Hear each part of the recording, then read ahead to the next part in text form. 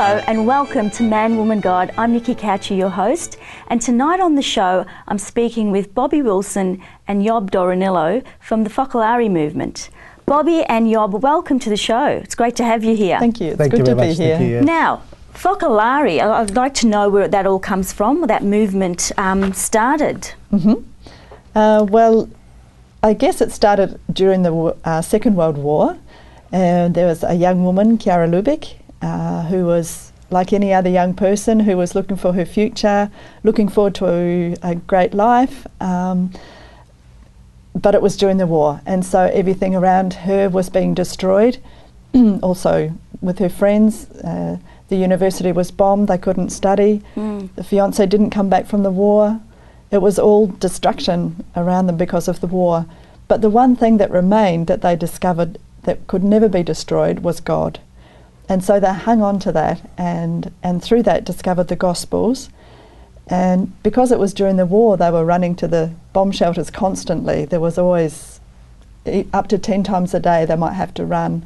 And with them, when they had to run, they took a small version of the Gospels. And there they found their hope in this terrible time and discovered that they could put this into practice, that it wasn't just words on a page, but it was something that could be lived even in these dark times. Okay, now I just wanting to talk about Kiera a bit because I really like her whole story, how she started off, because she was brought up a Catholic. Her father was a socialist, so two different viewpoints, but she really held strong to God. Now tell me, because she actually had a real life conversion, like God actually spoke to her. So can you just talk to me a little bit about that? She was very young at that time. She was a young girl studying, still at home with her family, and it was very cold. It was a very cold day in northern Trent, so northern Italy in Trent, it's very cold up there, snow, etc. And they'd run out of milk, and Kiera was studying at that time, and her mother wanted her to keep studying. There were two younger sisters, and they said, "Oh, we don't want to go because it's too cold to go down the road and get the milk," and so. And Kiera really felt in her heart that she really wanted to do this act of love, really, this thing for her little sisters. And so she went off to get the milk. And halfway down the road, she really did, she says, you know, that she really stopped in her tracks because she really felt that God was speaking to her and saying, "Give your life to me." And she felt that very strongly. At that stage, she didn't know what it meant for the future, but that was a very strong moment for her. So then she went to the Catholic priest and said, "I need to be consecrated." Now, does that mean that she became a nun, or what did that consecration mean? In one sense, after that, what Bobbi was mentioning of this experience of doing something out of love for her sisters, she obviously went to the priest and spoke to him. But then it was more, it took her to another step where she went to a convention for young people, and it was at a city called Loreto in the center of Italy, where she went to a place where there was this, if you like, popular veneration. That they felt that there was this place where there was the house of Jesus, Mary, and Joseph, like the house of Nazareth. But it's a tradition where they felt that, well, you know, this is from the time of the pilgrimages to the Holy Land 2,000 years ago, and so for a lot of the Christians at that time, it was saying, well, you know, it really gives us this sense of awe that the family of Jesus, the human family of Jesus, lived there, prayed there. You know, Jesus grew up with his parents, and so Kiera felt that, you know, in that reality, God was speaking to her that maybe her life was going to be. She didn't feel that she could that she was being called to become a nun, if you like, or she didn't feel that her call was to be a married person, but she was very attracted to the fact that Jesus lived in a family where the parents were there, and they all had committed their lives totally to God, and so that was an attraction. She didn't understand what all that meant, but she felt that she was being drawn into a new calling in the church, which was totally different from the traditional ones. So what does the word Focolare mean? Well, the word Focolare, if you like, started off because, as Bobbi said, this first group of girls with Kiera Lubick used to rush into the air raid shelters and really try to put the words of Scripture into practice. And essentially it created this community around them where there were, in a very short time, in a matter of months, there were, if you like, a network, or if you like, a community of 500 people who were trying to live that way. And then they asked Kiera and her companions, what's the name of your group? And they said, oh, we don't know, we haven't got a label, we just wanted to really live our life with something that was not going to be destroyed, and this was living the words of Scripture because they felt the love of God.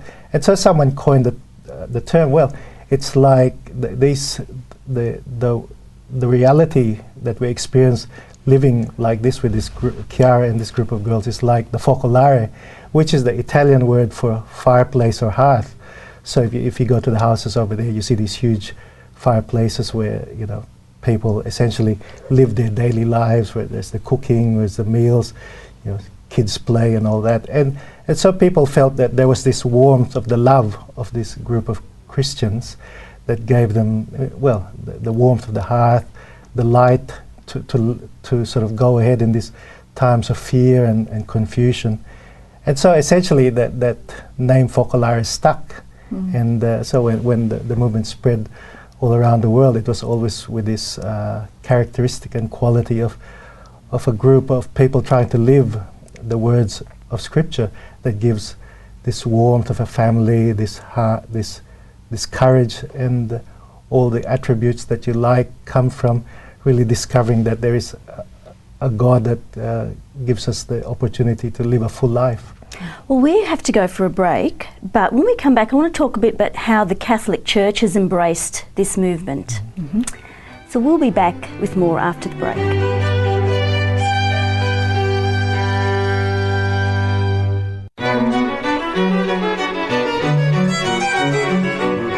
Welcome back to Man, Woman, God. I'm speaking with Bobbi Wilson and Yob Doronila from the Focolare Movement. Now, Bobbi and Yob, I just wanted to, before we went for a break, I wanted to know how the Catholic Church has embraced this group, because actually there are different charismatic groups that have branched out from the Catholic Church. So obviously they're okay with this. They're okay with the Focolare movement. Yes, essentially, just going back to Kiera Lubick's story in the 50s, in one sense, it was always very much this word of mouth relationship with a group of people who were very struck by the way they lived, and then they go to their own cities and other parts of Italy and around the world. At a certain point, some people were questioning, well, are they really the real stuff? Are they just a bunch of heretics? Because you have to realize in traditional Italy, if you like, in the 50s, it was unheard of for a group of Catholics to talk about living the words of Scripture, because they were very much more based on the sacramental life of the church. So it was an unusual thing. And then the fact that they were talking about love of neighbor was a bit of a communist. Yeah, that's right. They thought, well, these people must be a group of communists. And so some of these people wrote to the authorities of the church saying, check them out. That's right. That's right. And so they had a period of discernment from the leaders of the church, the bishops. But then they realized that there was something quite dynamic from this group of girls and these communities that were starting to form, isn't it? And so gradually they were recognized that there was really the hand of God in all these. And I guess also because Kiera was Catholic, she was a Catholic, brought up a Catholic, and that remained within her. And she also always understood that for her, she needed to be in unity with the church, because she wanted unity. That was her charism, is unity, and therefore she needed to be in unity with the church. And therefore, when the church was questioning everything, she was totally open and always willing to do, you know, if they said that she wasn't on the right track, or, you know, she was always willing to listen to the church as an authority, not as an authority, but as that was her way to God, was through the church, and she believed in the grace of that, and therefore she always listened to them, and that's how they understood then that it was actually a work of God, that it wasn't something that was just being made up. Or what I really loved was, you know, and I saw some footage about how they met together during the war, and, you know, how they shared with one another. It just reminded me of the early church, of how they, you know, in times of turmoil, that you meet together, you share with whatever you have with someone else who doesn't have. And I love that, because she talked a lot about love and loving your neighbour as yourself, as you've mentioned. Now, practically, what does the Focolare have actually done quite a few things globally around the world. Tell me what they've done. How do they practically show this love to other people? Where do we begin? There's so much, really. There's so many realities that have come out of just trying to live the gospel. For one example, I can speak about Fontem in Africa. They were living through a very difficult time. It's a tribe out in the middle of a jungle in Africa. In the Cameroons. In the Cameroons, that's right. And their infant mortality rate was like 95% or something like that. They had so much illness, and they felt, these people, they weren't Christians even, they had their own tribal religions, and they believed that God was punishing them because all their children were dying. And so after a few different things, they prayed for a year to their God, and nothing happened, and then they went to the bishop and said, help us, because what's happening, etc. I'll try and make it shorter, it's a beautiful long story, but then finally, after another year of praying, the bishop came up with the idea to ask, he'd heard of Kiera and this movement, and he asked them to come. And Kiera said yes in this instance, and she sent some Focolare, which is the people who have consecrated themselves to live in this way. She sent them as doctors and medical people to the Cameroon, and they went and they lived. They didn't speak about the gospel. They didn't speak about God. They just went and gave witness, if you like, through their actions by loving. And that was a very strong experience. They rolled up their sleeves, they brought in medicines, they built a hydraulic system for the electricity. Yes, that's right. They built a hospital. They built a hospital, and eventually a school. But the thing about that was they actually were able to cure the illness, because the children were dying from sleeping sickness, you know, the parasite that came with this fly, and so they worked out the way to do it, and yes, they stemmed the atrocious infant mortality rate, and so the tribal chiefs felt that, you know, this was God's answer to them through these people who gave the witness of their Christian faith, and then they became friends, and you know, over 30 years. In fact, the interesting thing is, since they were there in the 60s, the school that they had built over there became one of the most valued schools where the children could be educated in a more, if you like, mainstream form of education, which allowed them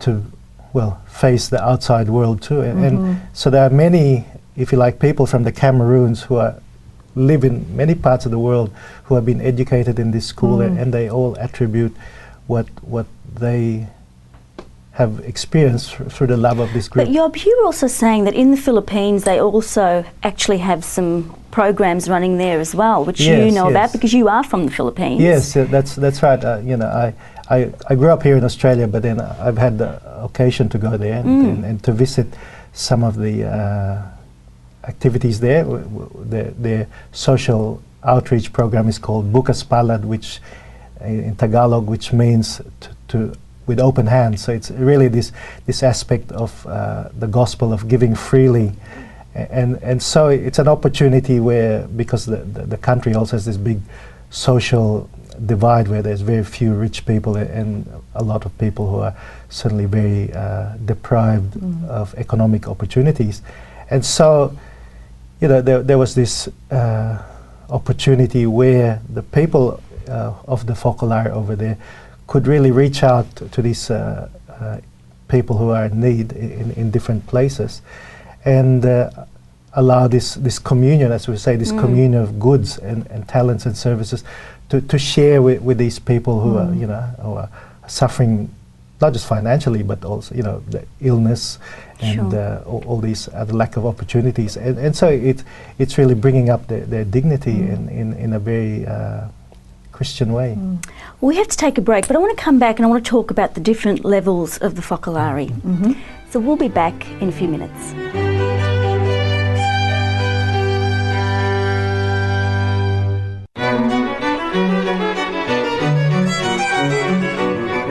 Welcome back. Now, Bobbi and Yob, before the break, I wanted to know about the different levels in the Focolare. Now, both of you are consecrated, so can you just explain a little bit about all the levels and where you're at? And there's different levels in a sense that everybody can be part of this because it's a way of life. But there's some of us who choose to devote all our lives to this way of life in order to help other people to learn about the love of God. And so, for example, when I was young, I was 13 and I'd just been through a bit of a difficult time because my dad had died when I was 10, and then because of that we'd moved to a big city, and so all that was a bit traumatic, etc. And so it was a bit of a difficult time also for my mum, etc. And then we came across the Focolare Movement, and my first encounter was with 3 women, and they were, as we are now, consecrated. And there was a really tall one from the islands, and then there was a little one from Korea, and then there was another one from Italy, and they were 3 totally different people. I was 13, and that image still remains strongly in my mind because I was really struck by something, and at that stage I didn't know what it was. Later on in life and learning more about the Focolare, I realised that, or I learnt as a gift from God really, that when you try to live the words of the gospel, Jesus himself says in the gospel that where 2 or more are united in my name, I am there in the midst of them. And so therefore I really felt that there was that presence of God because these were Christians trying to live his words. And later I understood that that's what it was that attracted me, because there were 3 women that were totally different, you know, but it was that really drew me to the Focolare, and I wanted to give my life for that same reality, to be able to give God in that way. Okay. What about you, Yob? Yes, well, if you like, I grew up in the Philippines is a very Catholic country, so to speak, and so I sort of categorized myself as a Sunday Christian because, you know, you go through all the culture of a Catholic-based country. But our experience was because my father was put in prison because of military dictatorship over there, and we had to flee the country, and we came to Australia in 1975. And so, if you like, I also had this like Bobbi, this burden and questioning of, you know, why are there all these pains and sufferings in our existence? And it so happened I met this group of Focolarini, the people who are consecrated, and they invited me to one of the gatherings that they had for a group of people in country, and it was in country Victoria. And I was very struck by this very ordinary group of people who were really talking about the gospel, you know, that it could be lived, and it really opened something inside of me. I said, well, you know, we've been, if you like, all these ideas have been in my mind all the time, but it never dawned on me that it could be something lived. So I thought, well, I should try it out too. And I realized all of a sudden that I could have this personal relationship with God, and that God spoke to me through the difficulties of life. And then I was very struck by the fact that, you know, one of the guys in the Focolare community said, you know, he was a physicist and certainly a very, very clever person, and he was saying, well, you know, God gave his life totally for each one of us. You know, he suffered, and you know, he was crucified because of that, and because he wanted to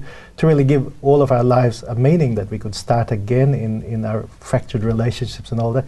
It really struck me, hey, you know, if God really has that measure of loving. You know, I'd like to learn how to live like a God like this, and it really opened up my humanity, if you like. It made me enter society in one sense, but really to discover that, you know, behind us there is, you know, the purpose and meaning of our lives is to be able to love with that measure of love of God, and also to experience that kind of love so that we could give that to others too. And then, you know, further down the track, you know, 10 years later, I felt that, you know, this is what I'd like to spend the rest of my life in trying to do, sort of really write out that blank, to sign the blank check of my life, that I'd give to God this measure of love that He gave to me, that, you know, that I could share this with others too by trying to live it out. Now, you don't discriminate against anyone because you two are consecrated, but you also have family groups involved, Yes, and other people very who much are so. probably single that don't want to be consecrated. But In fact. so how do you involve all of them? In fact, we're a minority. Yeah, that's really, Are you? Totally, Okay. yes. Because we're like the centre, if you like, in the different cities around the world.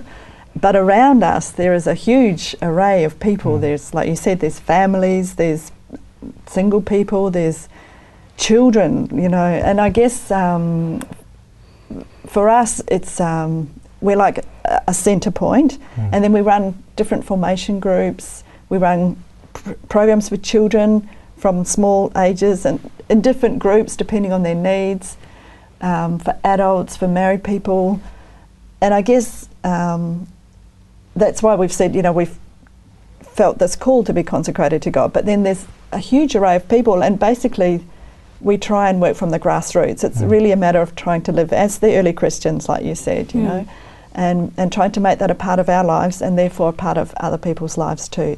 In the workplace, at school, wherever you are, you can be that little light of hope, not necessarily speaking, but being and living as Christ. That's beautiful.